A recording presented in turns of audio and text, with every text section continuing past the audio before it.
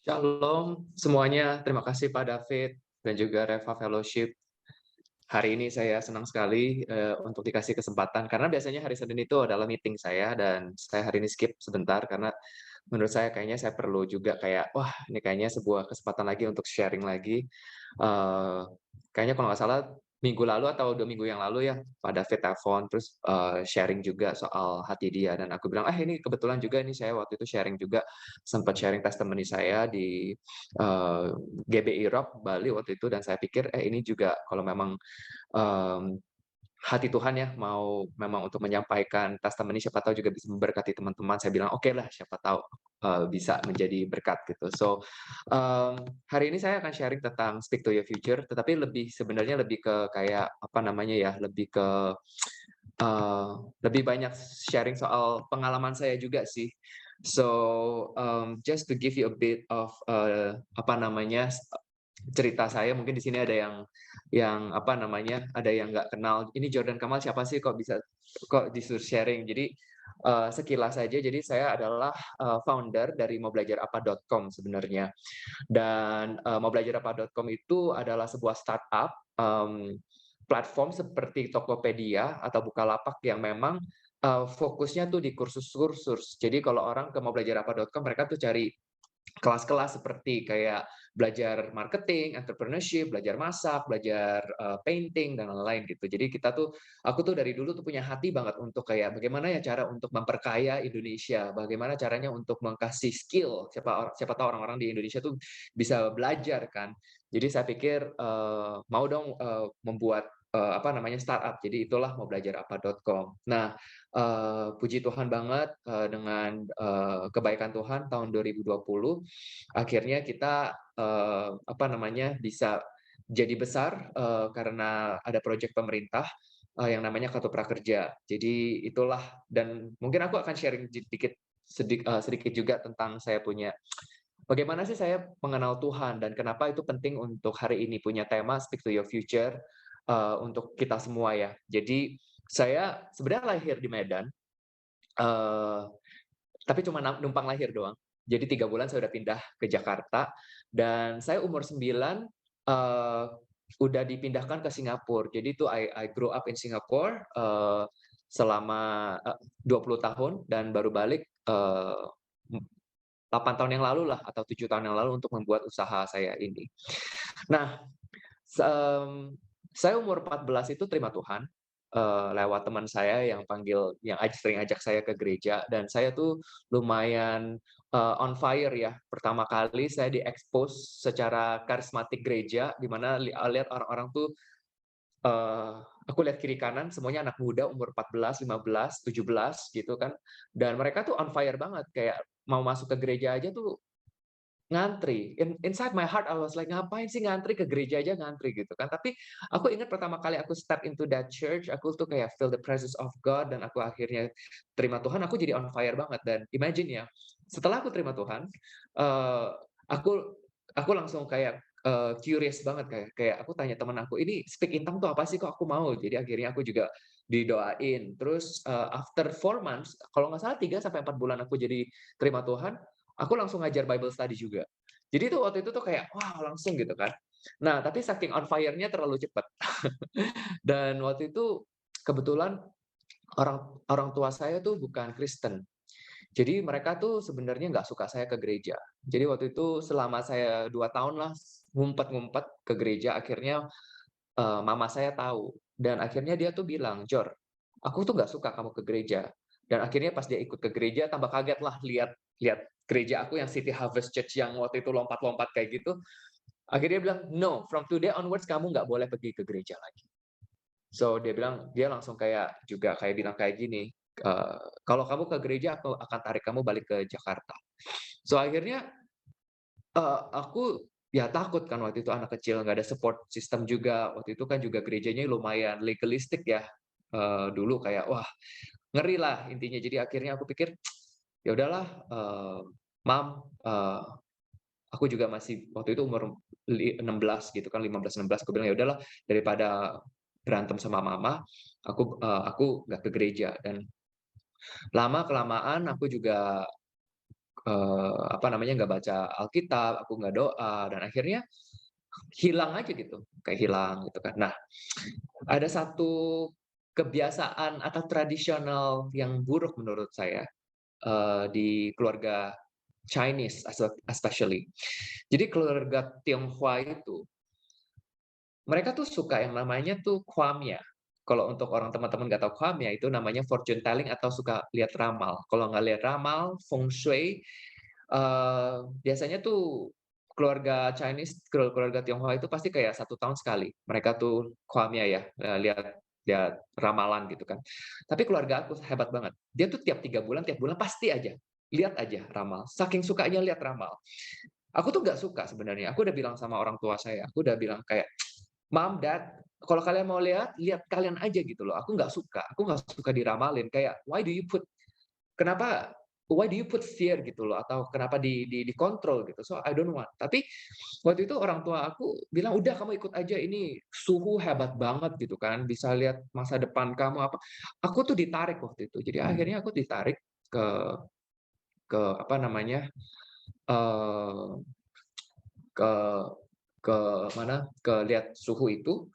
Terus aku ingat banget dia bilang kayak gini, di depan orang tua saya loh, dia bilang kayak gini, ini anak kamu tidak boleh jadi businessman, nggak boleh jadi entrepreneurs," dia bilang kayak gitu. Waktu dia bilang nggak boleh jadi pengusaha. Karena kalau dia jadi pengusaha dia pasti gagal. Dan dibandingin oleh, sepupunya, saudaranya, ini paling yang nggak sukses katanya. Dia bilang kayak gitu loh. Jadi dia nggak boleh bikin usaha karena kalau dia bikin usaha dia pasti gagal, dan terus dia bilang kayak gini, "Dan ini orang harus kerja aja sama orang. Karena justru nanti dari kerjaan itu dia akan dapat favor dan dia mungkin akan jadi, apa namanya, yang di perusahaan besar lah gitu. Pokoknya intinya hidupnya itu seperti itu aja." Can you imagine teman-teman ketika aku kayak umur 18 ya waktu itu, umur 18 so called diramal seperti kayak gitu, setidak maunya aku terima, ramalan itu karena sudah dibicarakan ke hidup aku, mau nggak mau aku tuh jadi pikiran nggak sih? Ya kan? Ketika kita diramal seperti kayak gitu kan, ya itu jadi negatif sebenarnya. Jadi aku tuh jadi limit banget otak aku. Jadi aku bilang, udahlah, nggak usah pikir banyak-banyak, yang penting aku sekolah, habis lulus kuliah, aku kerja. Udah, gitu aja. Jadi nggak kepikiran kayak harus ngapain, nggak harus bikin impact, enggak lah, udah. Jadi, karena aku bikin nanti aku kalau keluar kan jadi orang gagal gitu kan. Jadi ya udah, ikutin. Dan menurut aku itu evil banget sih. So, teman-teman di sini aku pengen jadi, mau kasih sebuah saranan juga teman-teman. Don't ever look for fortune telling. Jangan, aku ingat banget, itu suhu juga bilang kayak gitu, "Itu gereja bohong banget," dia bilang, "Itu semua gereja bohong.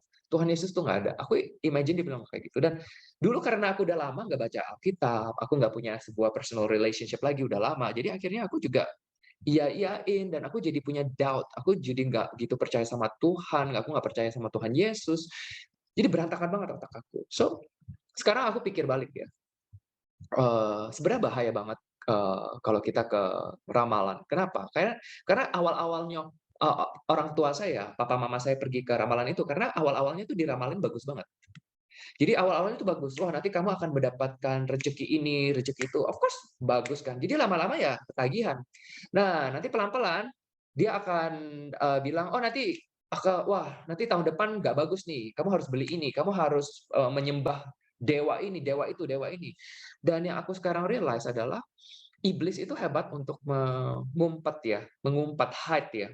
diri sendiri itu di dalam ramalan-ramalan itu, di mana dia itu apalagi dia tahu bahwa anak Tuhan akan dipakai sama Tuhan misalnya, dia itu akan bisa untuk kayak hide your destiny.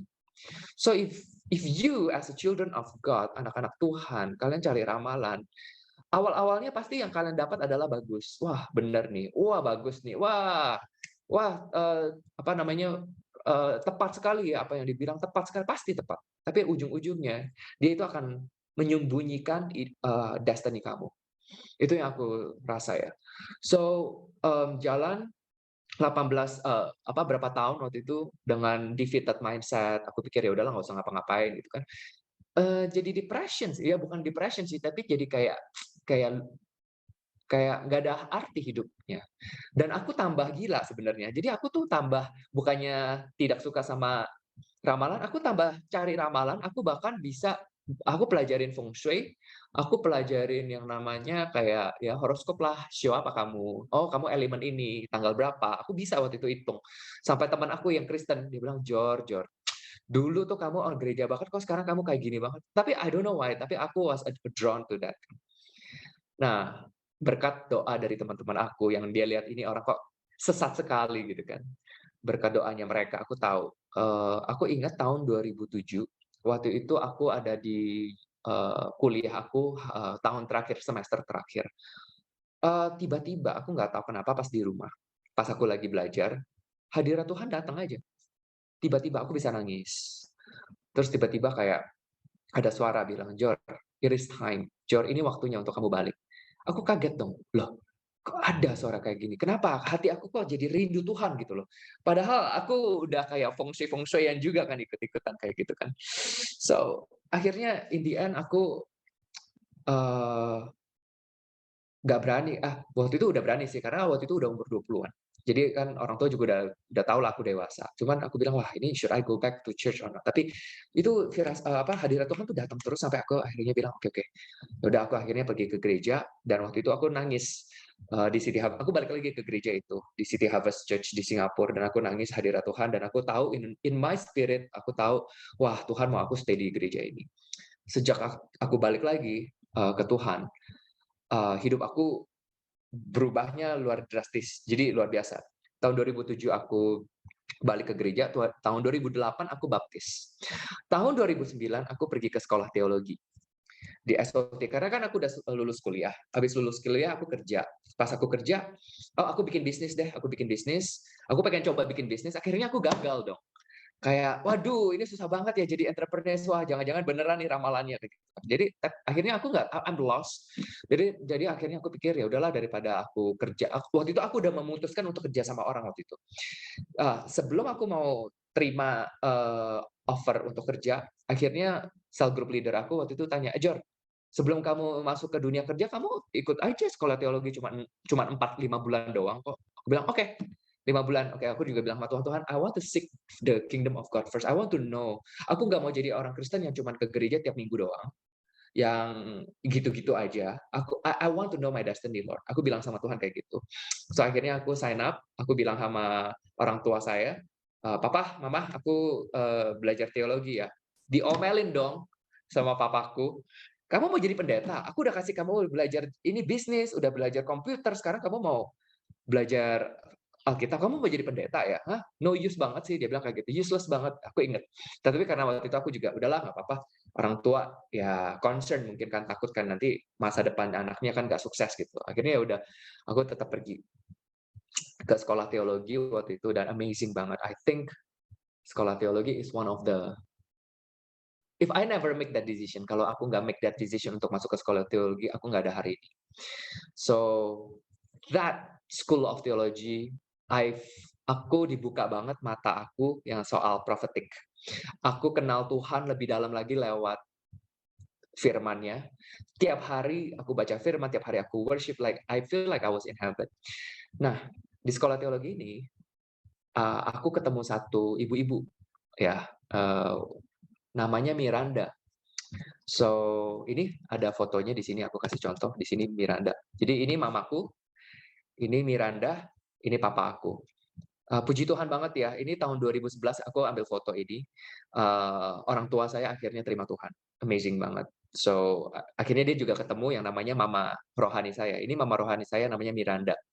So, Miranda ini, dia tuh orang South Africa, orang bule tapi dia tinggal di South Africa, dia tuh seorang prophet. Nah, aku kan baru ya, muda dan aku baru, nggak gitu kenal soal prophetic apa ya.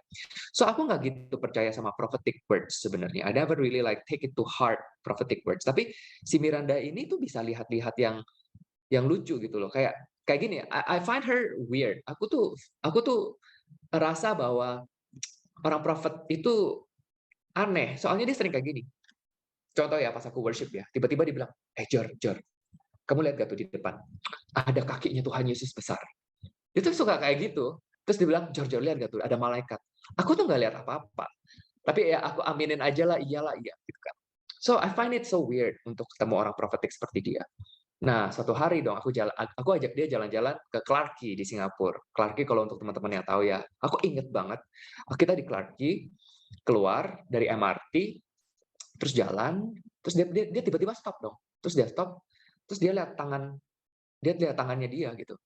Jadi dia kayak gini nih, aku show ya. Jadi dia dia tuh kayak lihat lihat, tangannya kayak gini, tangan tangan apa namanya, tangan dia sendiri, terus habis itu dia tuh kayak, eee, tanya aku, "Jor, kamu lihat gak ini? Ada minyak Roh Kudus," katanya. "Kamu cium deh." Terus dia push dong tangannya ke aku, dia dorong tangannya ke aku punya hidung kan. "Ayo ayo." Terus aku ya kaget lah, ini, beneran apa minyak Roh Kudus apa ini keringat gitu kan. Tapi pas aku cium, "Wah, bener loh minyak loh," gitu kan. Terus dia langsung ambil tangan aku kayak gini, terus habis itu dia tutup mata, terus dia langsung buka. Terus dia langsung prophesy dong, dia bilang kayak gini, "Jor, I see you," dia bilang, "I see you speaking in front of hundreds and thousands of people," dia bilang. "Aku lihat kamu berbicara di depan ratusan ribu orang," katanya. "Wow, kamu adalah seorang evangelist," dia bilang. Aku kaget dong. Aku juga nggak tahu mau ngapain, aku ya, I say, "Enggak lah, no lah," gitu kan. Terus dia bilang, "No, you are a businessman," dia bilang kayak gitu. Terus kayak kaget dong, lah, businessman dari mana? Bukannya ramalannya bilang bukan gitu kan. Terus dia amazing ya, amazing banget tuh dari, dari kejadian itu. 2 minggu kemudian, eee, ketua komsel aku, sel group leader aku doa, tiba-tiba dia prophesy hal yang sama, padahal selama 2 tahun aku nggak pernah dengerin dia untuk prophesy. Jadi sel group leader aku waktu itu dia prophesy ke aku, dia bilang, "Jor, I see you standing in front of hundreds and thousands of people. Aku lihat kamu tuh berdiri speaking, berbicara ratusan ribu orang, dan itu semuanya businessman." Aku kaget tuh. Wow, kalau satu orang yang ngomong sih nggak apa-apa ya. Ya aku bisa kayak oke-okein aja, tetapi aku nggak percaya. Tapi kalau udah sampai 2 orang yang ngomong, aku kaget waktu itu. Karena ini pertama kali aku experience seperti itu. Terus ketika School of Theology aku udah selesai, kan ada foto-foto sesi untuk kayak graduation ya. Nah, ada fotografer datang ke aku waktu itu. Terus dia bilang, "Jordan," dia bilang brother, dia nggak kenal aku. Dia bilang, "Brother, ketika aku ambil foto kemarin," dia bilang, "aku lihat flash. Aku lihat kamu speaking in front of hundreds and thousands of people." Kaget dong aku. Wow, 3 orang. Aku bilang, "Tuhan, what do you want me to do?" Gitu kan. Dan akhirnya aku tuh langsung punya sebuah pikiran kayak, "Wow, Tuhan akan memakai aku, I really have to live holy for Him." Aku jadi pikirannya kayak gitu. Jadi aku nggak boleh gimana gimana. Jadi aku tuh ketika aku terima profesi itu aku langsung kayak, "Oke, I have to do things, untuk aku harus jaga diri sendiri dan aku harus harus, make all the decision decision aku harus mengarahkan ke sana," gitu. So, ketika aku oh, itu belum selesai. Jadi ketika aku udah terima profesi itu, si Miranda itu, tanya lagi, "Jor, mmm, kamu itu lahir tanggal berapa?" Aku bilang, "Aku tanggal 24 Januari." Tahu nggak dia bilang apa? Dia bilang, "Jor, kamu tahu nggak artinya 24 itu apa? 24 itu artinya 12 kali 2. 12 itu, eee, simbol di Alkitab itu adalah pemerintahan. 2 itu confirmation." Dia bilang kayak gini, "Kamu double confirm, kamu akan kerja di pemerintahan," dia bilang kayak gitu. Pokoknya dia bilang, dia bilang, "You will do something with the government," dia bilang kayak gitu. Guys, 10 tahun kemudian dong, aku ketemu Pak Jokowi, ini tahun 2008, dan tahun 2020 aku sign kontrak dengan Kartu Prakerja. Aku tanda tangan kartu prakerja dengan startup aku mau belajar apa. Itu profesi yang pas aku tanda tangan ya, di hal waktu itu ya aku langsung kayak, "Oh my gosh, wow," aku bilang, "Lord, itu profesi yang benar-benar aku anggap enteng waktu itu, dan akhirnya ketika itu terjadi aku langsung mikir, wow Lord, thank you. Thank you for guiding me so far." So, um, I just wanna encourage teman-teman di sini kayak, if you really seek God first and His kingdom, aku percaya sih semua orang yang ada di sini tuh Tuhan sudah prepare ya, a great destiny for you. So, itu sharing aku, tetapi aku pengen bahas ini sekarang masuk ke pelajaran ya yang aku pengen ngajar hari ini. Sebenarnya, story tentang Gideon. Jadi, there's a apa, ada cerita di Bible yang aku suka banget, ketika aku, apa namanya, baca ya, pas aku pertama kali baca Alkitab dan ketika aku tahu Gideon ini, aku tuh amazed banget. Jadi, ada satu anak muda ya, namanya Gideon di Alkitab. Pada zaman generasi Gideon itu, orang-orang Israel, anak-anak Israel itu pada kayak tidak apa, tidak mematuhi perintah Allah lah, oke. Dan mereka tuh menyembah menyembah dewa-dewa lain. Maka bangsa Israel akhirnya jatuh kepada tangan musuhnya yang namanya orang Midian. Nah, di saat itulah bangsa Israel mengeluh kepada Tuhan. Minta dibebaskan dari musuhnya. "Tuhan tolong dong ini, musuh musuh kami, musuh kita ini sering banget yang, apa namanya, menyiksa menyiksa mereka karena mereka apa yang mereka tanam terus diambil, apa yang mereka punya mereka diambil juga, akhirnya mereka tuh lapar," gitu kan. So, mereka mengeluh kepada Tuhan. Suatu hari Tuhan muncul di depan anak muda ini, seperti di gambar ini, namanya Gideon. So, Tuhan meminta anak ini untuk memimpin tentara Israel untuk mengalahkan musuh-musuhnya. Nah, apa yang lucu di sini, apa yang interesting adalah Gideon ini tuh anak muda dan dia tidak berpengalaman dan dia adalah seorang penakut. Nah, coba kita baca ya apa yang dibahas sih soal apa dibahas sama Tuhan ke Gideon ya. So di Hakim-Hakim ya, mari kita baca. Hakim-Hakim 6 ayat 12. Malaikat Tuhan menampakkan diri kepada dan berfirman kepadanya, demikian, Tuhan menyertai engkau, ya pahlawan yang gagah berani. Pergilah dengan kekuatanmu ini dan selamatkanlah orang Israel dari cengkraman orang Midian. Bukankah aku mengutus engkau? Tetapi jawabnya Gideon kepada Tuhan, "Oh Tuhanku, dengan apakah akan kuselamatkan orang Israel? Apakah Tuhan tidak tahu kaumku adalah yang paling kecil di antara suku Manase, dan aku pun seorang paling muda di antara keluargaku." Teman-teman lihat gak? Cara Gideon jawab ke Tuhan. Lucu banget ya, betapa dia penakut, dia minder. Padahal dia tuh tahu itu Tuhan. Dan Tuhan minta dia bilang, "Hei, pahlawan yang gagah berani." Tapi si Gideon ini tuh minder. Nah, dan jika teman-teman baca lanjut di kitab Hakim-Hakim nanti, Gideon itu saking takutnya, dia tuh menguji, dia ragu sama Tuhan, dia sampai menguji Tuhan 3 kali. Padahal di Alkitab bilang, kita tidak boleh menguji Tuhan, tetapi dia tuh sampai menguji Tuhan. Dia tuh tidak ada iman, dia takut. Dia bilang, "Oh Tuhan, kalau beneran saya memang terpilih untuk menjadi pahlawan kamu untuk memimpin Israel, tolong dong kasih tanda ini." Terus sama Tuhan dikasih tanda ini. "Tuhan sekali lagi dong, kalau memang benar dikasih tanda yang kedua." Tuhan kasih tanda kedua. Terus minta lagi dong, tanda kedua nggak cukup. "Tuhan kalau benar sekali lagi, kalau memang ini benar, Tuhan kasih tanda." Lihat nggak? Gideon tuh saking takutnya, saking ragunya sampai dia tes Tuhan 3 kali.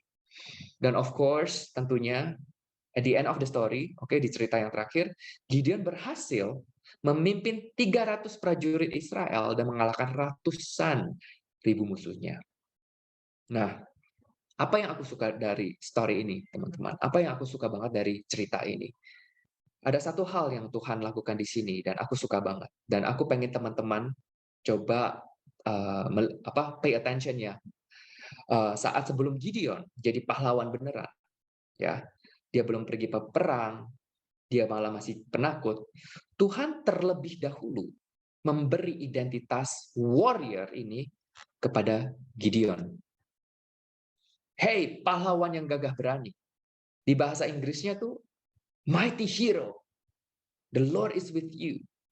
Padahal Gideon di detik itu dia masih penakut, dia masih ragu dengan firman Tuhan. Tetapi Tuhan memberikan dia tuh identitas terlebih dahulu. Mighty warrior.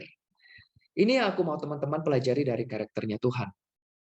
Kok Tuhan bisa ya memanggil seseorang dengan nama mighty warrior ya? Padahal di detik itu kan orangnya masih penakut. Tahu gak kenapa? Tahu gak kenapa Tuhan bisa kayak memanggil seseorang yang belum, apa namanya, padahal dia tuh tidak apa tuh, tidak layak dipanggil itu, tapi kenapa Tuhan memanggil dia sebagai warrior? Karena tahu nggak? Karena Tuhan tuh punya kacamata yang berbeda dengan kita, teman-teman. Cara Tuhan melihat manusia beda dengan cara Tuhan lihat beda dengan kita lihat sesama gitu. Dia ada di tempat dimensi yang berbeda, oke, di dunia yang berbeda, yang tidak terbatas, pokoknya di dimensi dunia yang tidak terbatas. Kalau kita kan terbatas ya oleh waktu dan juga space, kan. Tetapi kalau Tuhan, dia tuh di luar waktu dan space. Jadi ketika dia lihat seorang Gideon, dia tuh tidak hanya lihat Gideon tuh saat dia tuh penakut. Mata Tuhan tuh sudah lihat keseluruhan hidupnya Gideon dari awal sampai akhir. Dan Tuhan lihat Gideon itu sudah menang. Makanya pas ketemu Gideon yang masih penakut, Tuhan memberi identitas dia warrior kepada Gideon. Nah, karena Tuhan sudah melihat kemenangan di ujungnya. Nah, itulah kacamata Tuhan. Nah, so, teman-teman, imagine kalau Tuhan berdiri sekarang, oke, berdiri di depan kita. Apa yang dia lihat ke kita sekarang? Apakah dia lihat kita sebagai orang yang penakut? Ya kan, kita mau, of course masih ada yang hal-hal yang kita masih takut, hal-hal yang tidak sempurna. Tapi di mata Tuhan kita tuh semuanya udah sempurna. Inilah bedanya kerajaan Tuhan sama kerajaan dunia. Di kerajaan dunia, justru di dunia ini, kamu harus mencapai sesuatu dulu, baru kamu dikasih title. Benar? Kamu harus menang dulu. Baru orang-orang sekitar kamu, wah kamu hebat, kamu champion. Kamu harus membuktikan kamu layak dulu, baru kamu diterima. Tetapi kalau di kerajaan Tuhan, semuanya terbalik. In the kingdom of heaven, oke, justru sebelum kamu menjadi siapa-siapa, kamu sudah diberikan identitas terlebih dahulu. Sebelum kamu pergi berperang, kamu diberikan identitas warrior terlebih dahulu, dan sebelum kamu menjadi orang sukses, Tuhan sudah melihat kamu sukses. Sebelum kamu jadi orang sempurna, Tuhan sudah melihat kamu di dalam Yesus. Kita sudah sempurna. Ada alasannya, teman-teman. Kenapa Tuhan memberikan identitas kepada seseorang terlebih dahulu, sebelum orang itu membuktikan dia layak dipanggil identitas itu. Karena Tuhan tahu, orang yang sadar dengan identitasnya bisa memunculkan sebuah kekuatan yang bisa membawa seseorang ke destiny-nya. Oke, aku akan repeat ya. Karena Tuhan tahu, ketika seseorang sadar dengan identitasnya dia bisa akan memunculkan sebuah kekuatan yang bisa membawa seseorang itu ke destiny-nya. Ketika seseorang itu sadar bahwa dia punya identitas yang penting, dia akan meninggalkan hal-hal yang tidak penting di hidupnya. Contoh, ada sebuah cerita nih, aku kasih sebuah cerita aja. Ada seorang pangeran, oke, dia dilahirkan di sebuah istana. Tetapi karena waktu itu ada perang, ya, jadi anak yang bayi ini langsung dititipkan ke keluarga yang biasa-biasa aja, jadi orang biasa, oke. Nah, ketika anak kecil itu bertumbuh besar, tanpa sadar dia adalah pangeran, dia pasti tingkah lakunya seperti orang biasa aja, karena dia nggak tahu kan, dia punya identitas adalah seorang pangeran kan. Nah, apa yang dia lakukan, tingkah lakunya, semuanya dia pasti kayak orang biasa aja. Tiba-tiba one day, satu hari, misalnya dia pas umur 17 misalnya, dipanggil sama bapak kandungnya, karena misalnya perangnya sudah lewat ya kan, sudah selesai. So, disuruh panggil ke istana. Wah, kaget loh. Anak 17 ini tiba-tiba kaget, wah ternyata papa aku adalah seorang raja, dan aku adalah seorang seorang prince, aku seorang pangeran gitu. Apa yang menurut teman-teman akan terjadi kepada dia? Pasti di dalam hatinya pasti dia pikir, wah, I'm a prince. Ya kan? Aku adalah seorang prince, jadi aku harus behave. Aku harus bercoba untuk menjadi prince gitu kan. Bukan mencoba menjadi, tapi dia udah seorang prince, tapi behavior-nya dia pasti pelan-pelan meninggalkan hal-hal yang tidak penting di hidupnya. Ya, dia harus meninggalkan tingkah laku yang sebelumnya. Karena dia tahu ke depannya dia tuh punya sebuah masa depan yang dia akan menjadi bukan hanya jadi pangeran, tapi one day dia akan take over papanya yang akan menjadi raja. Nah, kelihatan nggak ketika dia sadar dengan identitas dia, ya kan, dia akan meninggalkan hal yang tidak penting dan dia akan fokus kepada destiny-nya. So, ketika aku sadar, suatu hari aku akan jadi entrepreneur yang sukses, ketika aku dinubuat waktu itu, aku langsung meninggalkan hal-hal yang kayak, oke, aku nggak mau kerja lagi, tetapi aku mau belajar, entrepreneurship, aku mau fokus di dalam Tuhan juga gitu loh, karena Tuhan yang kasih destiny ini. So ketika seseorang sadar dia suatu hari nanti akan menjadi desainer yang sukses, dia akan meninggalkan hal-hal yang tidak penting dan dia akan belajar, fokus mendesain dan coba untuk membuat portfolionya. Ketika seseorang sadar suatu hari nanti dia akan menjadi chef yang sukses, dia akan meninggalkan hal-hal yang tidak penting dan dia akan fokus di dalam dapur dan dia akan mencoba untuk belajar masak gitu loh. Ya kan? So, teman-teman ada yang kenal namanya Niki penyanyi yang dari Indonesia. Ini aku share di sini. Ada yang kenal? Mungkin ada ya di sini ya. Coba kalau yang kenal bisa ketik kenal. Kalau yang nggak kenal ketik tidak kenal. Coba aku lihat dong di chatnya teman-teman. Daripada aku yang ngomong dulu, aku pengen lihat interaksinya. Wow, kenal. Koshella.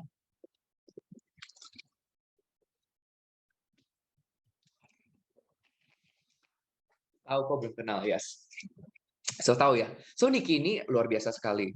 Dia itu kalau nggak salah penyanyi wanita pertama Asia bahkan dan Indonesia yang dia nyanyi di panggung internasional Amerika, Coachella, yang dimana itu banyak banget artis pengen nyanyi di sana. So amazing, umur 23 kalau nggak salah tahun ini, dan dia menjadi seorang sensasional banget lah karena lagu-lagunya tuh dipakai di movie seperti Marvel dan lain-lain. Nah, uh, cerita lucunya, aku tuh pernah makan sama dia. Jadi Niki ini adalah anak angkatnya pendeta aku, pastor aku di Jakarta. Jadi di Jakarta itu gereja PIC, Pillars in Christ. Pastor aku Pastor Raymond. Nah, Niki ini tuh anak angkatnya karena Pastor Raymond itu deket banget sama mamanya, sama keluarganya lah intinya. So ketika aku diajak makan kan waktu itu, karena dia belum terkenal sih. Jadi pas 3 bulan yang lalu ketika dia tampil di Coachella, aku bilang sama pastor aku dong, aku bilang, "Pastor, Niki luar biasa sekali ya. Keren loh, pas aku makan dinner aja aku nggak sangka," gitu kan. Dalam hati aku kayak, "Wah, ini memang bisa jadi terkenal." Tapi kayak makanya pastor aku bilang, "Makanya jangan harus punya sebuah mata ya seperti Tuhan yang lihat greatness in people," gitu. Nah, terus pastor aku cerita kayak gini, Niki sejak kecil, umur 5 aja dia udah suka musik. Dia bahkan umur 9, dia udah kasih tahu mamanya bahwa dia pengen jadi penyanyi one day. Dia pengen hanya menjadi penyanyi.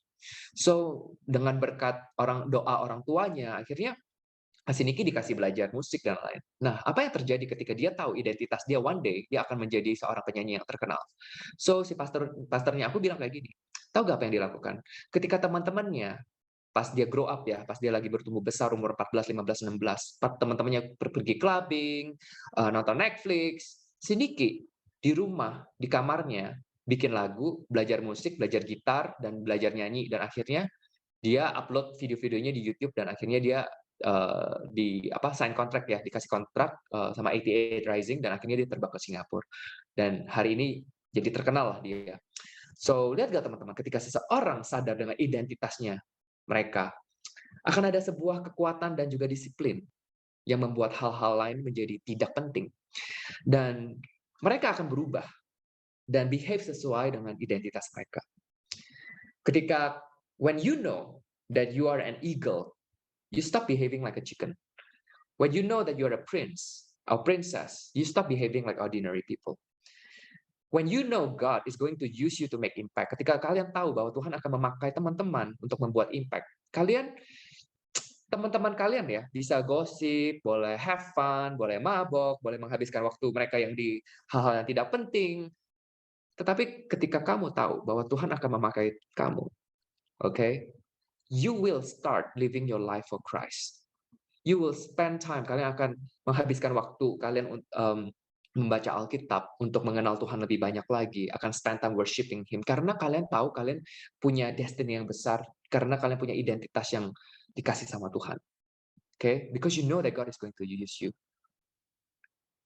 Menghidupi sebuah hidup yang kekudusan ya, living a life of holiness. Ketika kita mau hidup a life of holiness, menghidupkan kekudusan ya, hidup yang kudus. Itu sebenarnya tidak susah ketika kamu tuh sadar bahwa kamu punya identitas yang lebih besar daripada yang kamu pikirkan. Banyak anak-anak Tuhan, mereka masih menghabiskan waktu mereka di hal-hal yang tidak penting. Hidup dari anak-anak Tuhan sendiri tuh mereka masih hidup dalam dosa, kayak mereka masih kayak plan masih nggak tahu. Karena apa? Karena mereka tidak punya vision, tidak punya visi di dalam hidup mereka. Mereka tidak sadar dengan destiny mereka. Dan teman-teman di sini tahu nggak kenapa itu bisa terjadi? Pernah pikir nggak sih, kayak kok banyak ya anak-anak Tuhan masih lost ya, masih kayak hilang ya? Tahu nggak kenapa? Karena tidak ada yang kasih tahu mereka, tidak ada yang mengingatkan mereka soal identitas mereka. Imagine, contoh seperti aku, kalau ibu rohani saya, Miranda yang tadi, tidak bernubuat kepada aku, tidak menyampaikan apa yang ada di dalam hati Tuhan kepada aku, tentang destiny aku, tentang identitas aku, bahwa aku akan menjadi entrepreneur yang sukses. Aku tuh pasti aku mungkin akan hidup seperti orang biasa aja. Ya udah, aku habis sekolah teologi aku berkantor, aku kantor aja, ya aku juga bisa sukses kok di kantor gitu kan. Aku mungkin akan di Singapura aja, aku nggak balik ke Indonesia. Karena kalau mau kerja kantor ya di Singapura ya paling top gitu loh. Semuanya ada sekuritasnya, security, semuanya udah di-provide ya kan. Tapi dengan security itu, balik ke Indonesia dari nol, aku membangun usaha. Aku kok bisa punya sebuah iman yang kuat. Dari mana? Ya dari firman Tuhan dan nubuat-nubuatan itu yang membangun aku gitu loh. Jadi ketika aku gagal, aku bilang, "Tuhan, aku ingat 3 penubuatan itu Tuhan. Aku ingat." Oke, jadi aku tuh tiap kali confess, "Lord, I believe that you're going to use me for a greater purpose."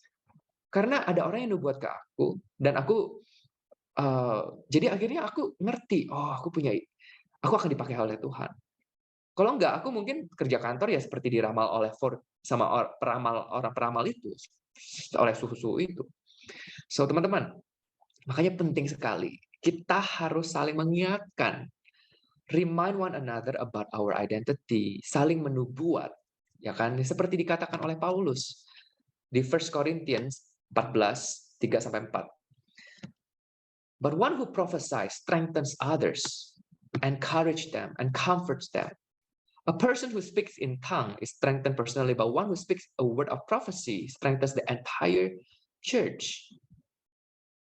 Ketika kita menubuat ke sesama yang lain, kita tuh sedang menguatkan, kita tuh sedang encourage mereka, kita tuh comfort mereka. Kita tuh sebenarnya juga lagi mendirect mereka supaya kayak, hey, remember, kamu adalah anak Tuhan. Hey, remember, kamu akan dipakai oleh Tuhan. Gitu loh. Jadi kita tuh membangun mereka sebenarnya. Jadi sebuah gereja terbangun karena kita tuh saling memprofesai. Dan aku lihat apa namanya? Oke, jadi ada alasan kenapa Tuhan membuat gereja. Karena di dalam gereja itu harus ada atmosphere of heaven. Oke? Di gereja itu tuh harus punya kayak sebuah surga yang ada lah di dunia ini gitu. Dan ketika di atmosphere heaven, ini bukan bicara soal cuman worship, bukan soal firman doang, tetapi ada pekerjaan Roh Kudus. Dan salah satu pekerjaan Roh Kudus adalah profesi. Ya kan? Kita bisa disaling diingatkan supaya kita sebagai gereja ini tuh bisa menjadi jawaban untuk mereka yang hilang. Jangan-jangan karena kita tidak move in the Holy Spirit, maka mereka banyak yang anak Tuhan di sana, di luar sana yang mereka tidak mendapatkan jawaban, sehingga mereka cari jawaban di luar. Akhirnya yang terjadi banyak banget orang-orang yang apalagi pas pandemik, orang-orang itu banyak yang datang ke Bali cari healing, ya kan? Terus bukan cuma cari healing lagi, mereka tuh cari tarot card gitu loh. Bahkan kemarin pas aku ngobrol sama one of my friends, dia bilang tuh kayak ada temennya yang ke gereja, akhirnya dia tuh cari ramalan. Dia cari ramalan karena dia tidak dapat jawaban. So I was like, aduh itu sedih banget. Aku langsung kayak, we have prophetic gift sebenarnya. We have to move in the Holy Spirit. Jadi bukan cuma prophetic gift ya, kita harus ngajarin juga. Apakah sebenarnya jawaban itu sebenarnya ada di firman Tuhan gitu. Jadi kenapa orang-orang tuh cari jawaban di luar sana? Karena nomor satu, nggak ada pengajarannya tidak kuat gitu loh. Di firman Tuhan tuh nggak diajarin bagaimana cara mendengar suara Tuhan, bagaimana cara untuk melihat Tuhan Yesus dalam Alkitab. Terus yang kedua yang nggak ada move in the Holy Spirit gitu. Jadi mereka tuh ya akhirnya tidak punya iman dan akhirnya mereka tidak ada yang memberitahukan identitas mereka. Akhirnya ya mereka cari di tempat lain. So apa namanya teman-teman, please kita dengan aku hari ini sharing pengalaman aku, kayaknya memang kita harus apa namanya gereja Tuhan memang harus dirimainkan lagi kayak untuk move in the prophetic gift of word of prophecy untuk membangun. Kayaknya ini memang adalah saatnya ya, musimnya memang kita harus move in the Holy Ghost, move in the Holy Spirit. Kita harus mengasihkan kepada mereka yang hilang dalam identitasnya mereka. Gitu. Saya percaya bahwa apa namanya dengan kayak gini gereja Tuhan tuh akan dibangunkan. Oke? Karena banyak banget sekarang di dunia itu new age yang naik sekarang, kayak belajar yoga, belajar meditasi, tetapi mengosongkan pikiran. Tetapi itu kan semuanya kan new age kan. So apa yang kita harus lakukan adalah kita harus membangun sebuah culture lagi untuk bahwa hey, bukan di luar dunia sana loh yang punya power, kita yang punya power. So we have to move in the prophetic gitu kan. So aku pengen apa namanya, inilah section aku. Jadi aku based on my experience ya, bagaimana sih seharusnya kita bisa handle prophecy atau prophetic movement atau prophetic gift ini? Bagaimana caranya kita handle ya? Bagaimana cara kita menjalankan prophecy ini? Oke, so aku pengen ngajar bahwa sebenarnya ada dua orang ya yang akan apa? Ada dua pihak lah yang akan menjalankan profesi ini. Satu giver, satu yang mengasihkan nubuatnya. Satu receiver, satu yang menerima nubuatnya. Oke, so masing-masing tuh kita harus belajar. Oke, kalau kita sebagai anak Tuhan, kalau kita mau menubuatkan orang, kalau kita mau mengasih nubuat itu seperti apa, dan kalau kita yang receiver, kalau kita yang terima, kita tuh harusnya itu seperti apa. Oke, so aku akan ajarkan ini hal yang paling penting ketika kita mau menjalankan nubuat. If we want to move in the holy gift, if we want to move in the prophecy ya, gift of prophecy, kita harus tahu bahwa di ayat di firman Tuhan di 1 Korintus 14 ayat 1, pursue love and desire spiritual gifts, but especially that you may prophesy. Kuncinya di sini bukan profesinya yang kita harus kejar. Yang kita harus kejar adalah kasihnya, kasih Tuhan. Ketika kita ketemu sesama seseorang, bukan kayak oh aku mau nubuat, enggak. Justru ketika kita apa namanya ketemu seseorang itu, kita harus tahu intention kita. Oke? Oke bentar ya, ini salah. Seharusnya let me see. Receiver. Oh, number 16. Oh, aku hilang itunya slide-nya aku. Bentar, aku ada ini ya.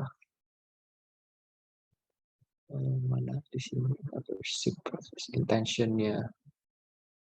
Oke, bentar. Aku akan share lagi di sini.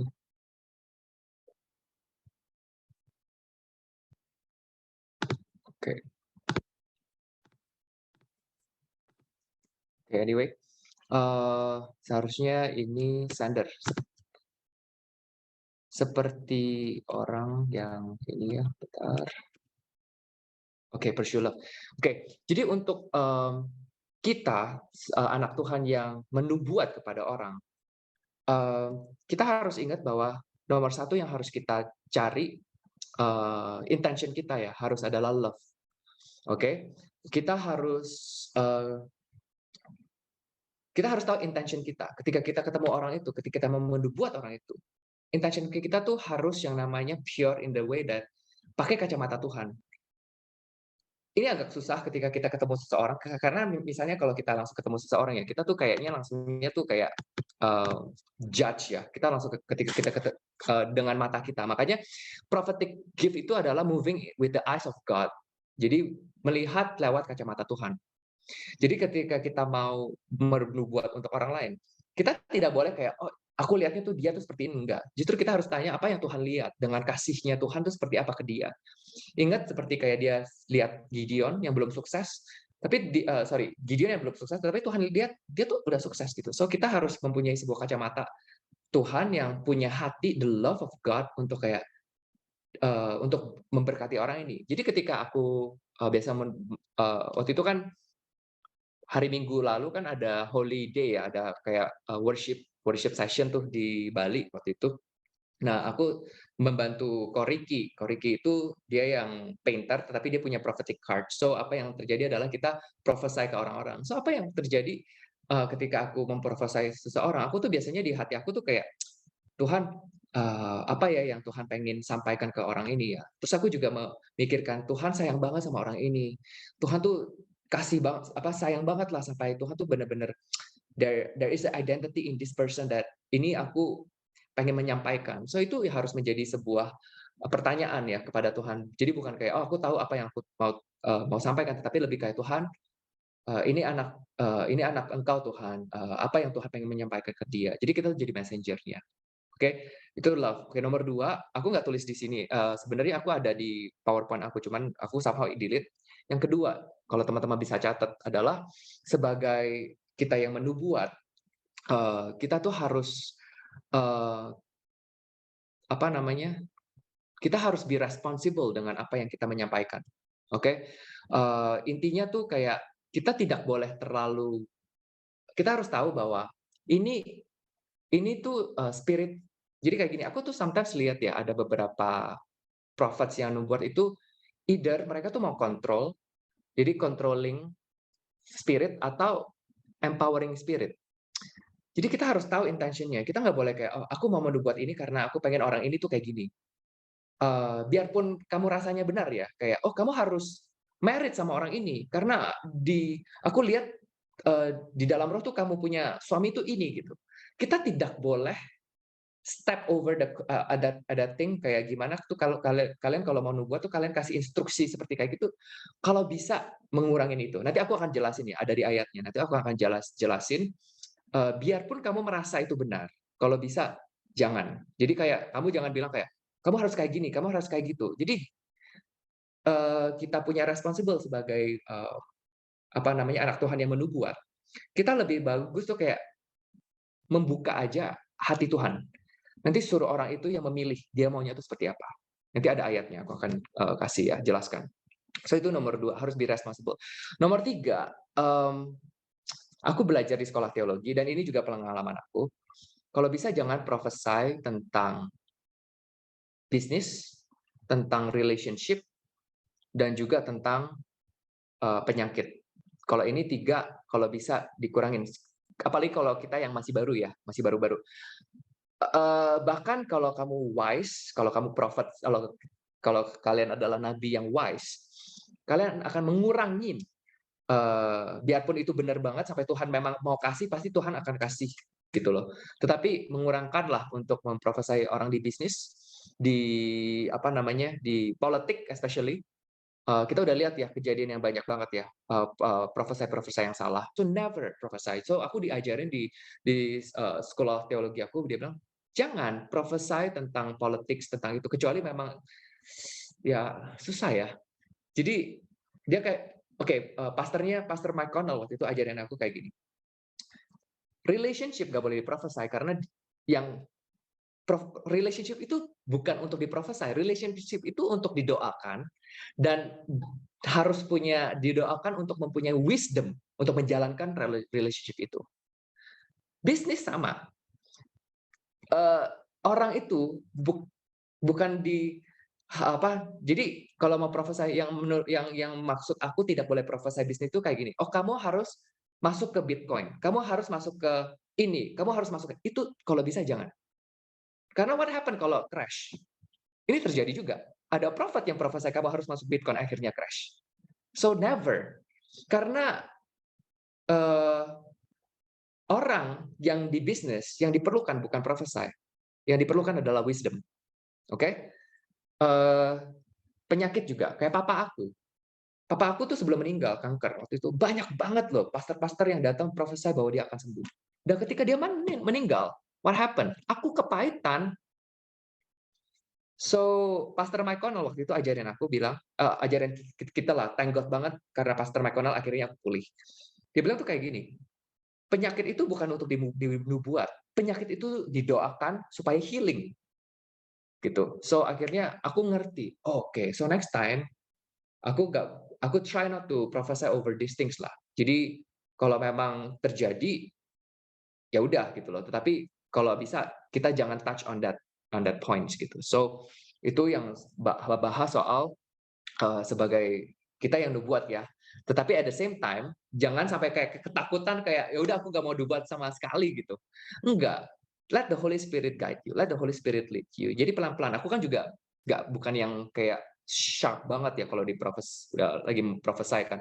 Aku tuh nggak kayak wah tajam banget nggak. Aku ya kalau ada, kalau nggak ada, bilang aja gitu loh, jangan paksa, ya kan. Aku juga bilang sama, apa namanya, beberapa orang yang datang waktu itu ke booth, "Diprofesai dong." Aku nggak ada, ya gue bilang aja nggak ada gitu, daripada cuma dibuat-buatkan kan gitu. So, ada sih ya hal kayak gitu. Oke, aku continue lagi untuk, pelajarannya. So ini, nah next-nya, how should we handle? Bagaimana kalau kita cara handle profesi yang kita menjadi receiver, kalau kita yang terima, itu seperti apa? So, kita harus tahu intention kita ya untuk menjadi orang yang menerima nubuatan. Kalau ada orang yang menubuatkan ke kita tuh kita harus handle-nya itu seperti apa? So, nomor satu, jangan mencari profesi. Jangan. Kalau kita baca firman Tuhan, nggak ada anak Tuhan yang cari profesi. Tolong dong nubuatin aku tuh, nggak ada. Apalagi di New Testament ya, di Perjanjian Baru ya. Eh, Tuhan Yesus justru mengatakan, seek first the kingdom of God. Carilah kerajaan Allah, bukan cari nubuatannya. Jangan menjadi orang-orang Chinese atau Tionghoa yang yang kayak dulu keluarga aku lah, yang sering banget cari cari ramalan gitu. Never. It's not biblical untuk kita cari profesi. Yang kita harus cari adalah the kingdom of God. Oke? Ketika kita menjalankan hidup kita dengan Roh Kudus, oke? Di Yohanes 16 ayat 13, when the spirit of truth comes, ketika Roh Kudus datang, dialah yang akan guide kita to all truth. He will not speak on his own, but he will tell you what he has heard. He will tell you about the future. Jadi aku percaya banget teman-teman, kalau kita sebagai anak Tuhan dan kalau kamu percaya bahwa Roh Kudus ada, kita tuh tahu sebenarnya tentang masa depan kita sendiri. Oke? Right? So kita harus tahu itu satu truth itu ya, bahwa kita jangan mencari. Let the prophecy comes gitu loh. Tapi kalau memang kamu misalnya jalan ya di satu tempat terus tiba-tiba ada orang, tiba-tiba ada booth lah kayak last week yang aku ada di Bali. Ya udah kamu boleh untuk kalau kayak untuk menyupport atau pengen itu siapa tahu karena memang di sana. Tapi kamu jangan cari aku pengen cari profesi gitu. Jangan. Karena yang akan kamu dapat nanti fokusnya tuh beda. Oke, so again, never seek for prophecy, seek His kingdom. Nomor dua, test the prophecy. Oke, kalian harus tes. Seperti aku ya, ketika aku terima nubuatan, aku nggak percaya gitu. Aku kayak buat apa sih gitu kan? Tapi Tuhan bilang kamu tuh harus apa? Harus test the prophecies. Oke, di 1 Tesalonia 5 ayat 20. Do not despise prophecies, but test all things. Hold fast what is good. Dan juga aku percaya kok teman-teman bahwa apa bahwa profesi ini ya, aku tuh punya sebuah pikiran kayak gini, aku sebuah kepercayaan ya, bahwa ketika kita dekat sama Tuhan, ketika kita hidup kita dengan Roh Kudus, misalnya ada sebuah kabar atau sebuah message ya, sebuah berita yang Tuhan pengen nyampaikan ke kita, aku percaya banget kok, kita biarpun nggak cari profesi, God will make sure the message will get to you. Tuhan bisa berbicara lewat siapapun. Bisa lewat teman, bisa lewat ayat, bisa lewat tiba-tiba lewat apa. Kalau memang urgent, Tuhan bisa kasih kamu 3 kali. Jor, profesi ini kamu harus serius. sampai 3 kali gitu. Aku percaya Tuhan itu akan mengasihkan itu. Jadi kita nggak usah cari dan jadi kita harus punya kepercayaan bahwa, "Hey, aku ada anak Tuhan, kalau Tuhan mau berbicara, Tuhan bisa berbicara langsung kepada aku." Tetapi kalau misalnya aku nggak kedengaran, aku juga percaya bahwa Tuhan akan bagaimanapun, find always untuk make sure, prophecy itu atau message itu akan menyampaikan ke kita lewat teman-teman, lewat pastor, lewat preaching, pasti. So, jangan takut bahwa, "Oh, nanti aku kalau kelewatan gimana?" Tidak akan dilewatkan. Oke? Tidak akan, karena Roh Kudus ada di hidup di dalam kita. Oke? Now, often, oke, ini sering sekali, kalau kamu sensitif dengan Roh Kudus, profesi yang kamu terima, oke, biasanya itu lebih ke confirmation daripada itu adalah sesuatu hal yang baru. Oke? Kalau itu adalah sesuatu hal yang baru, biasanya akan dikasih 2, 3 kali double confirmation. Oke? Contoh ya, kayak, contoh nih, misalnya tiba-tiba one day aku diprophesy bahwa, "Oh, John, kamu harus ke Afrika besok." Aku pasti akan kayak, "Enggak, aku nggak rasa itu." Gitu loh, ya. Jadi biasanya tuh ketika contoh kayak, Miranda yang ibu rohani saya, dia pas prophesy, dia bilang, "Jor, kamu tuh akan menjadi seorang businessman." Itu tuh sebenarnya adalah kemauan aku juga udah, gitu loh. Karena aku pengen jadi businessman. Cuman karena ada ramalan-ramalan yang tidak-tidak, jadi aku akhirnya lost that hope, akhirnya Tuhan restore lagi, "Jor, no, go ahead. I have already put that desire into your heart that you are going to become a businessman." Gitu. Jadi akhirnya itu memang udah sebuah confirmation, oke? Makanya tapi jarang banget sih. Jadi misal contoh kalau ada orang yang bilang, siapa di sini misalnya ada yang orang namanya Raymond, "Raymond, kamu akan ke Amerika besok." Itu tuh memang kalau kamu udah punya sebuah confirmation, ya kamu akan oke gitu. Tapi kalau enggak, kamu reject aja. Oke? So, ada satu cerita yang kayaknya kita harus baca ya. Oke, ini sebuah cerita akan membuka pikiran kita nih, tentang profesi, tentang bagaimana cara kita me-manage. Jadi di Kisah Para Rasul ayat 20 sampai 22 sampai 24 nih. Tetapi sekarang sebagai tawanan roh, ini Paulus yang bilang, ini Paulus sendiri. Tetapi sekarang sebagai tawanan roh, aku pergi ke Yerusalem dan aku tidak tahu apa yang akan terjadi atas diriku di situ selain daripada yang dinyatakan Roh Kudus dari kota ke kota kepadaku, ya, kepada si Paulus. Roh Kudus itu udah menyatakan sesuatu hal kepada Paulus dan Paulus tahu bahwa dia harus ke Yerusalem, bahwa dia akan dipenjara dan sengsara menunggu aku. Dia bilang, "Oke, bahwa penjara dan sengsara itu menunggu aku. Tetapi aku tidak menghiraukan nyawaku sedikit pun. Oh Israel, asal saja aku dapat mencapai garis akhir dan menyelesaikan pelayanan yang ditugaskan oleh Tuhan Yesus kepadaku untuk memberi kesaksian tentang Injil kasih karunia Tuhan, karunia Allah." So, teman-teman, kita coba pelajarin ya. Di Kisah Para Rasul ayat 20 ini, jadi Paulus itu dia udah tahu, dia tuh harus ke Yerusalem dan dia akan dipenjarakan dan dia akan sengsara. Oke, dia tahu gitu. Nah, kita coba baca chapter selanjutnya ya di 21. Ini di 21 aja nih. "Setelah beberapa hari kami tinggal di situ, datanglah dari Yudea seorang nabi." Nah, nabi nih, prophet, bernama Agabus, ia datang kepada kami. Lalu mengambil ikat pinggang Paulus, sambil mengikat kaki dan tangannya sendiri, ia berkata, "Demikianlah Roh Kudus." Jadi ini prophet ya, dia bilang kayak gini. Paulus, Roh Kudus mengatakan kayak gini, "Beginilah orang yang mempunyai ikat pinggang, ini akan diikat oleh orang-orang Yahudi di Yerusalem dan diserahkan ke dalam tangan bangsa-bangsa lain." So prophet ini dia dia apa? Dengan Roh Kudus, dia tuh bilang, siapa yang punya ikat pinggang ini, which is Paulus sendiri yang punya ikat pinggang itu, dia akan diserahkan kepada dalam tangan bangsa-bangsa lain. Nah, kita baca lagi di ayat selanjutnya. Mendengar itu, kami bersama-sama dengan murid-murid di tempat itu meminta supaya Paulus jangan pergi ke Yerusalem. Lihat nggak? Prophetnya bilang, "Kamu kalau ke Yerusalem, kamu akan diikat, kamu akan masuk ke penjara, kamu akan ditangkap." Banyak orang-orang di sana, kayak murid-muridnya, dia bilang, dia meminta, "Paulus, jangan ke Yerusalem." Tetapi Paulus menjawab, "Mengapa kamu menangis?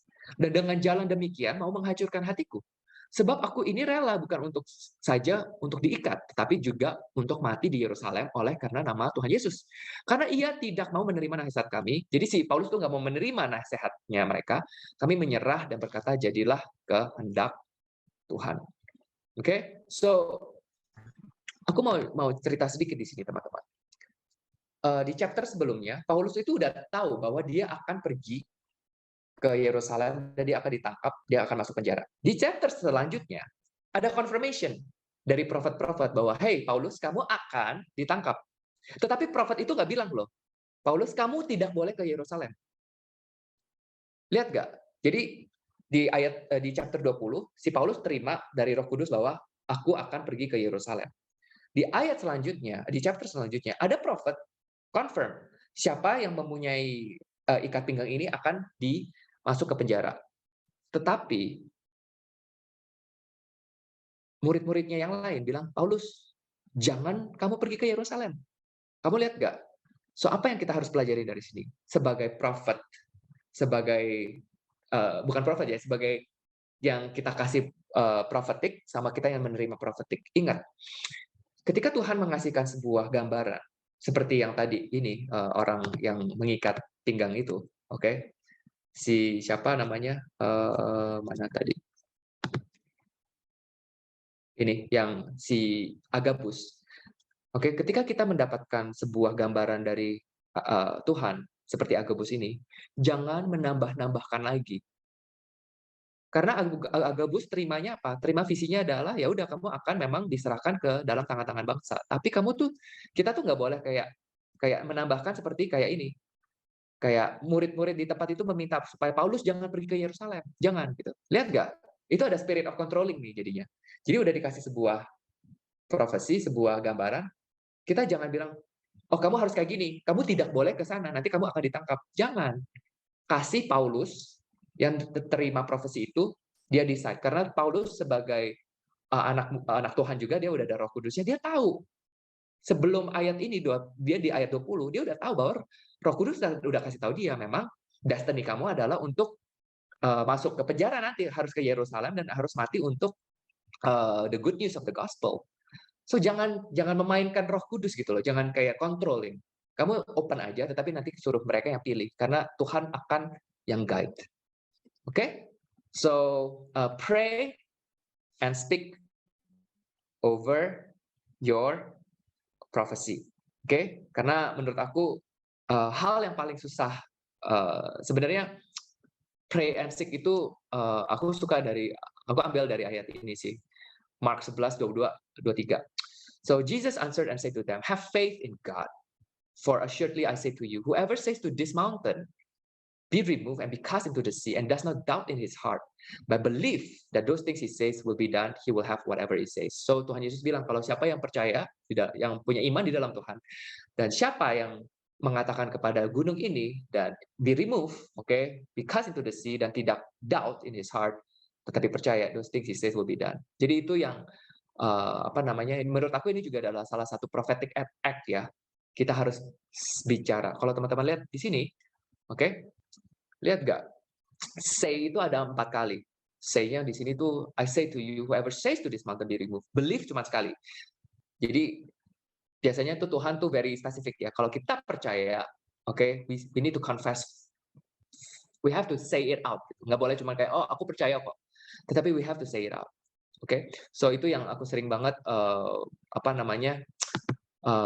lakukan ketika aku menjalankan ketika aku terima profesi, aku doa juga, aku make sure if itu memang in line with my spirit juga, akhirnya aku akan doa dan aku akan confess in the name of Jesus. Aku akan ambil profesi ini, aku akan menjalankan profesi ini, aku akan say it out. I said, Lord, I believe that I will be great. Lord, I believe that you can use me in a greater way. Jadi aku tuh sering banget kayak gitu sih.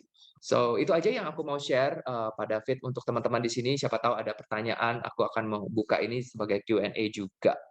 So terima kasih teman-teman, semoga memberkati. Wow, luar biasa, thank you Jordan. Jadi mungkin ada yang mau bertanya, saudara, cepat aja karena waktu jalan terus. Ini materinya bagus dan padat. dan very practical. Silakan. Sementara nunggu, saya mau ingetin Anda bahwa prophetic itu punya protokol, saudara. Ya, yang tadi Yordan jelasin protokol dari 1 Korintus 14 itu adalah protokolnya. Jangan dilanggar. Terus juga Yordan sempat nyebut tentang be responsible. Anda harus accountable ya. Jadi prinsip gampangnya adalah gini aja. Kalau Anda sendiri nggak mau dinubuatin kayak gitu, jangan nubuatin orang lain. Halo. Ya, jadi hati-hati karena semuanya harus dengan kasih. Ya, jangan sampai ngawur kebablasan, saudara. Ya, jadi ya termasuk yang tadi disebut, ya memang harus banyak hati-hati. Oke, saya tunggu beberapa yang mau bertanya. Kalau udah jelas banget ya, puji Tuhan banget. Halo? Oke, Yordan tuh ada yang nanya, nubuatan apakah bisa dilatih? Iya, bisa dilatih sih menurut aku sih. Jadi awal-awal ya aku juga nggak berani, tapi lama-lama bisa dilatih. Ya ada jam terbangnya juga lah intinya gitu. Tetapi aku juga notice ya orang yang punya jam terbang lama juga bisa salah sih. Jadi ya, the keyword adalah untuk mempunyai sebuah humbleness, humility in the heart. Biarpun kamu udah 20 tahun menubuatin orang, tetapi kamu tetap harus punya sebuah humility that you can be wrong too. Gitu. Iya, saudara. Jadi intinya sebenarnya adalah karunia Roh Kudus itu diberikan pada kita tuh semua lengkap. Cuman perlu diaktifasi. Nah, di dalam aktivasinya itu sebenarnya Anda dilatih. Tapi juga saya setuju ya, Yordan bilang, saudara, sekalipun udah jam terbangnya tinggi, ya jangan lupa loh, saudara, karunia itu gift, pemberian. Jadi kalau Anda lost contact sama yang ngasih, saudara, bablas sendiri kakar karuan, waduh, ya itu bahaya. Betul ya, Yordan ya? Ya. Ada lagi tuh, satu kayaknya kelihatannya. Kalau kita pernah ninggalin panggilan kita, apakah kita sekarang masih menjalani lagi panggilan itu? Wah, itu pertanyaan yang susah ya. Tapi aku percaya sih sebenarnya kalau kamu dipanggil Tuhan kayak si Gideon, sama ada Prophet Jonah juga ya. Dia juga meninggalkan sih sebenarnya sih panggilan itu. Tetapi kayaknya kalau ini kan kuncinya adalah masih bisa jalanin lagi. Berarti kamu balik lagi dong. Kalau balik lagi pasti Tuhan terima. Aku percaya itu sebenarnya. Setuju. Bagaimana, Setuju banget. Pak David? Setuju banget. Jadi dunia kadang-kadang suka bilang kesempatan tuh cuma datang sekali. Tapi menurut feeling saya dan perjalanan saya dengan Tuhan, enggak. Tuhan itu beda caranya. Ya, kecuali ninggalin terus bablas bye-bye selama-lamanya, lah itu urusan beda. Benar. Free will Anda ada di Anda. Ya. Ada lagi tuh kayaknya. Ya. Oke, ini good questions. Tadi kan dikatakan jangan cari profesi, tapi di Battle malah ada prophetic lab, di mana seseorang bisa bertanya untuk menubuat untuk seseorang atau sebuah perusahaan bagaimana ke depannya. Menurut aku, kita punya perjalanan dengan Roh Kudus itu ada tahap. Yes, awal-awal kita boleh ya 1 kali, 2 kali, jangan menjadi sebuah apa namanya, menjadi sebuah apa, lifestyle, ya, jadi menjadi sebuah kebiasaan untuk ada apa-apa mencari prophetic gitu, ya. Jangan menjadi sebuah ketergantungan, karena akhirnya yang terjadi adalah profesi itu belum tentu, akan terjadi atau akan apa, atau nubuat itu yang dikasih oleh prophet-prophet yang lain itu belum tentu itu akan terjadi gitu, akan menjadi nyata gitu kan. So, the best thing yang aku experience ya, aku sebagai entrepreneur, sebagai businessman pun ya, adalah ketika kita menjalankan hidup kita, bisnis kita di dalam Tuhan, Tuhan akan kirim orang untuk mengasih tahu kita. Jadi bukan kita yang cari. Dan ketika kita grow in our wisdom, karena tadi aku kan bicara, yang menjadikan seseorang sukses di dalam bisnisnya bukan profesi. Yang menjadikan orang sukses itu adalah apa namanya, wisdom dia di dalam bidang dia, di bisnis itu, wisdom dia, with the wisdom of God that comes to you. So to answer like bagaimana cara prophetic lab? Prophetic lab itu akan useful banget untuk orang-orang yang benar-benar lost. Tetapi kalau aku yang running prophetic lab itu ya, yang aku akan running, this is how I would run. Orang yang pertama kali datang nggak apa-apa, tetapi aku harus ada follow up-nya. Follow up-nya itu apa? Aku akan train them to listen to the word of God themselves. Aku akan train them, aku akan kasih Bible study, aku akan build the foundation that they can actually make decision themselves. Jadi itu yang aku akan ngajarkan kepada mereka. Kamu boleh datang ke saya untuk profesi sekali, 2 kali, yes, tetapi habis itu aku akan ajarkan kamu Bible study. Karena itu yang penting. Justru Bible study itu yang penting, itu yang membuka semua profesi itu yang di Bible study itu, bukan orang. So itu sih. Nggak tahu Pak David gimana? Oke, thank you Jordan. Jadi thank you pertanyaannya Ibu Kartini. Saya setuju dengan Jordan. Jadi kebenarannya adalah memang prophetic lab itu dibuat untuk ministry, untuk melayani. Ya, saya percaya mendasarinya adalah daripada orang keluyuran di luar cari kuamnya dan sebagainya. Ya, tapi sebenarnya adalah yang diajarkan, karena kalau ini bicara battle, mereka tuh sangat sangat strict dan sangat concern kepada thy kingdom come, thy will be done. Ya, mereka tuh sangat strict kepada cita-cita bahwa when heaven invades, ketika surga menyerbu. Nah, tapi juga sekali lagi, kalau orang senengnya ada apa-apa nyari profetik, ada apa-apa nyari profetik, ini berabe, saudara. Ya, soalnya saya pengalaman dalam artian ya pernah bikin acara, ya kan, orang kalau pas ada di finalnya di hari terakhir, di sesi terakhir tuh biasanya kadang-kadang ada kesempatan untuk didoain. Nah, pada saat didoain dari seminar yang 3 hari misalnya, waduh, itu saudara pada saat 3 hari orang itu pada saat hari terakhir itu tiba-tiba pesertanya bludak. Ya kan, bukan hari terakhirnya yang bludak, tapi jam terakhir atau detik pada saat didoain. Ya, tiba-tiba bludak dan orang keliling, dan yang lebih kreatif lagi saudara, ya, itu saya lihat orang ngantri dinubuatin, ya kan, terus ngapain? Itu muter bisa 3 kali saudara. Nah, yang kayak gitu tuh kasihan pendetanya saudara, itu bisa kelenger nanti bahasanya. Ya, itu kejadian. Saya lihat sendiri dengan mata kepala saya sendiri. Ya kan, saya lihat, loh, ini orang ini keliling 3 kali ya. Ya kan. Ya, saking hausnya. Ya. Haus dapat nubuatan, saudara. Ya kan, ini bahaya. Oke, thank you. Ada lagi tadi? Ada. How shall we test the prophecy in practical way? Ini bagus banget. Aku baru sharing ada satu pengajaran juga. Ini aku dapatnya juga dari seorang pastor di Singapura. Ingat nggak ketika Raja Daud, ketika ada prophet Samuel, ya, Nabi Samuel itu dipanggil, diutuskan oleh Tuhan untuk mencari seorang raja. Jadi yang kerennya Tuhan tuh kayak gini, Samuel, kamu pergi ke sini untuk mencari seorang raja. Oke, nanti kamu ke satu keluarga namanya Isa, terus dia tuh ada anak yang akan aku jadi raja. Pertanyaan aku adalah, kenapa Tuhan nggak langsung kasih tahu aja, Daud akan jadi raja. Kamu pergi ke tempat ini cari anaknya ada Daud gitu. Kenapa enggak gitu kan? Terus akhirnya Samuel ya udah pergi, terus dia ketemu si Jesse ini, Isa.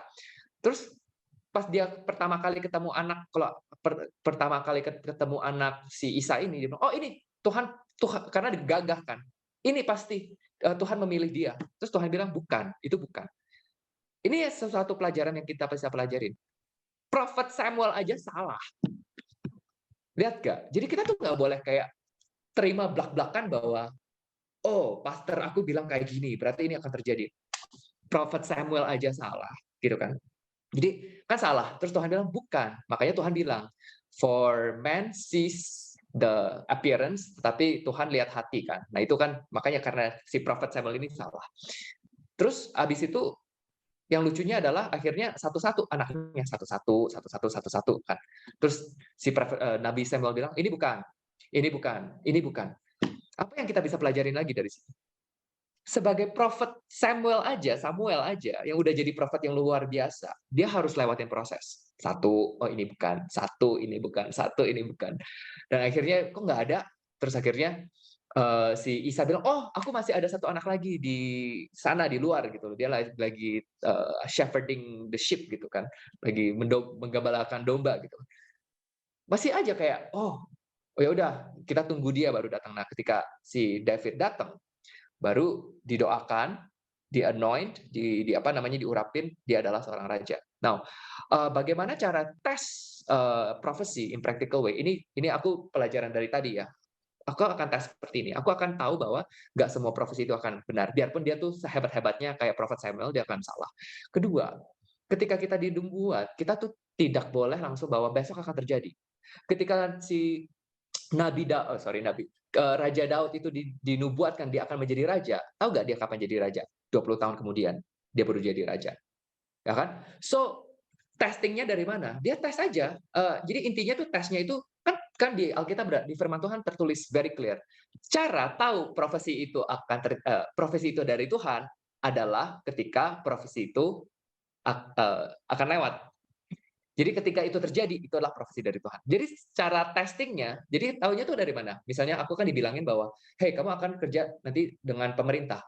Aku ambil profesi itu, aku cuma taruh di belakang kepala aku, tapi aku nggak kayak, "Oh, aku harus cari proyek pemerintah." Kagak. Aku jalanin aja, karena aku tahu profesi itu adalah sebuah anointing yang untuk mempersiapkan aku, tetapi aku tidak mencarinya. So, ketika aku jalan, kalau kalau Raja Daud 20 tahun, aku 10 tahun. Akhirnya terjadi, aku baru tahu, "Oh, itu dari Tuhan." So, ketika firman Tuhan bilang tes profesi itu adalah apa? Dengan spiritnya, dengan spirit kita adalah kayak gini. Makanya tadi aku bilang biasanya itu confirmation. Sebuah profesi itu adalah sebuah confirmation untuk di hidup kamu, bukan kayak something new, bukan. Jadi kalau kamu dekat sama Tuhan, Tuhan pasti tahu kasih peace. Oke, the keyword kuncinya adalah peace. Kalau kamu dinubuat dan itu adalah peace, oke kamu ikutin. Tetapi kamu jangan mengejarkan profesi itu. Itu aja sih. Pak David gimana? Oke, saya setuju sekali. Jadi gini loh saudara, Tuhan ngasih kita Alkitab, the Word, ya, living Word. Nah, firman-Nya adalah Dia sendiri. Jadi itu sebenarnya di dalamnya syarat dengan profesinya.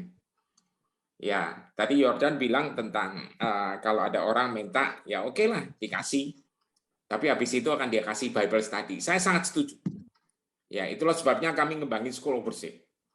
Ya, itulah sebabnya kami sebentar lagi akan masuk ke School of the Word. Ya, kenapa? Karena dengan Anda belajar firman, Anda akan ngerti kok.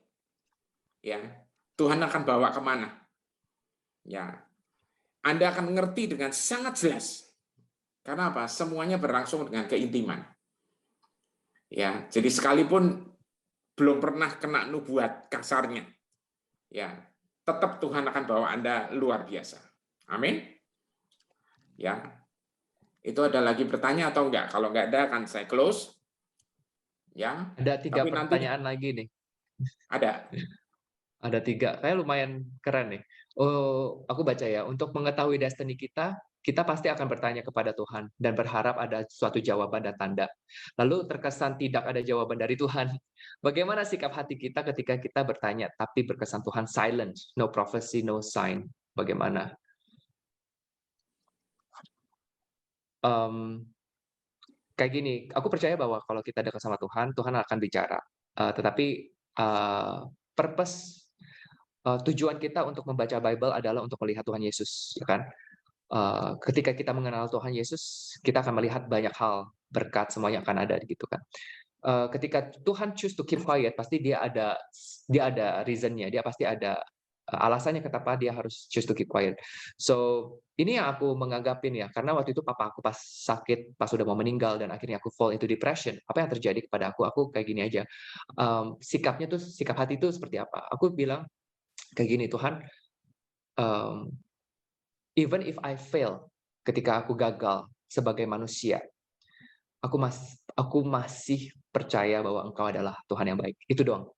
Itu yang sikap hati aku. Jadi whether profesinya terjadi atau enggak, karena kan, yang terjadi kepada aku adalah profesi dulu, yang aku akan dipakai Tuhan, bicara di ratusan ribu orang, terus habis itu aku diprofesai aku akan, kerja sama pemerintah, terus papaku sakit. Itu juga dibuatin by the way. Tapi nubuatinya halus banget, dia bilang, "Kamu akan lewatin sebuah wilderness," gitu. Tapi aku nggak tahu itu wilderness-nya itu kayak orang gila. Nah, akhirnya, ketika aku jatuh depression, akhirnya kan aku selama beberapa bulan itu kan nggak dengar suara Tuhan. Tapi sikap hatinya aku bilang, "Tuhan udahlah, aku nggak mau, mengejar profesi-profesi inilah. I can speak jutaan orang, tetapi buat apa papaku meninggal?" Aku bilang sama Tuhan itu. Itu udah tidak penting buat aku. So Lord, use me whatever you can, talk to me whatever you can. Itu sikap hati aku, gitu sih. Pak David mungkin mau menambahkan? Wow, luar biasa. Memang bicara soal destiny, sekali lagi saudara, detik Anda dipanggil Tuhan dan dipilih, dia langsung punya destiny udah. Nah, whether itu disampaikan lewat profetik atau tidak, ya firmannya udah jelas. Kalau Anda lihat Roma 8, 28, 29, 30, itu jelas. Dia turut bekerja dalam segala hal, ya, secara detail. 29 dia pilih, dia benarkan, dia bereskan Anda. 30 Anda dibawa dari kemuliaan kepada kemuliaan. Lihat aja, Roma 8, 28, 29, 30. Itu jelas kan? Oke, ada lagi Yordan? Habis ini kita akan tutup untuk sesinya. Maksudnya Oke, ini. ada beberapa lagi, paling aku baca yang dia di sini bilang, berarti di dalam hati kita sebenarnya sudah terima nubuatan itu masing-masing dalam bentuk suara panggilan hati ya. Yes. Dan kedekatan kita dengan Tuhanlah yang mempertegaskan suara panggilan tersebut. Yes juga. Just to clarify. Jadi yes, ini Tandy McKenzie. Terus di sini ada pertanyaan, apakah bisa dikatakan orang itu profesi apabila dikaitkan dengan kata filosofer dari Friedrich Nietzsche sama Jordan Peterson, bukan BRDSR, apa sih Bible? Bukan berdasarkan Bible. Apakah dikatakan orang itu profesi? Aku nggak tahu sih, Pak David, bagaimana cara jawabnya? Bentar, lihatnya ini bahas tentang Nietzsche. Mana sih? Apakah bisa dikatakan orang itu berpesan apabila dikaitkan dengan kata-kata filosofer dari Friedrich Nietzsche atau saya rasa gini, harus dibedakan antara filsuf dan profetik. Karena profetik ini kaitannya, kerangkanya adalah dari Alkitab, dari Tuhan. Dan sekali lagi, Yordan tadi udah jelasin, ya kan, tentang profetik ini adalah isi hati Tuhan yang disampaikan. Contohnya jelas sekali tentang Gideon. Ya, pahlawanku yang gagah perkasa. Saya ingat banget ayat itu ketika saya lagi ngerenungin pas saya lewat di Taman Makam Pahlawan. Ya, orang disebut pahlawan karena punya jasa. Tapi kalau Tuhan beda urusannya. Dia lihat Anda itu pasti berjasa. Ya, saya rasa dari sisi itu. Jadi, tapi kalau mau diskusi soal yang filsuf dan sebagainya, monggo, tapi saya bukan ahlinya karena saya nggak nekunin itu. Nanti saya akan minta teman saya, rekan saya namanya James Farlow, ya kan, karena dia adalah sekolah, dia dosen, dan dia S3 filsafat. Jadi bisa nyambung itu harusnya. Dan dia cinta Tuhan banget. Ya. Oke, ada lagi? Terakhir, Pak David, nubuatan bisa dibatal nggak? Itu ada pertanyaan gitu ya. Iya. Oh, dia direct message ke aku sih. Nubuatan bisa Oh dibatal iya, nggak? Anda jawab dulu dong. Anda yang ngajar. Nubuatan bisa dibatal nggak ya? Maksudnya dibatalnya tuh gimana? Karena menurut aku kalau dari Tuhan ya udah nggak bisa dibatal. Karena kan ada firman Tuhan dikatakan bahwa apa yang keluar dari mulut Tuhan kan what that comes out from his mouth ya nggak bisa void gitu loh. It will not return to him void gitu. Jadi kalau memang itu dari Tuhan sih nggak bisa. Itu sih Pak David. Ya, saya setuju. Jadi sebenarnya sekali Tuhan berfirman itu harusnya pasti jadi. Ya. Nah, cuman memang kalau orangnya nggak mau percaya dan sebagainya, tapi faktanya bisa terjadi itu. Ya, ya, saudara, saya nggak pernah mau jadi hamba Tuhan, saudara. Saya nggak pernah mau, ya kan. Tapi rupanya udah ada nubuat di belakang saya yang saya nggak tahu. Ya, jadi yang muter kemana-mana ya jadi juga, saya bingung juga. Ya, nikmati aja. Oke, sekali lagi terima kasih banyak, Jordan.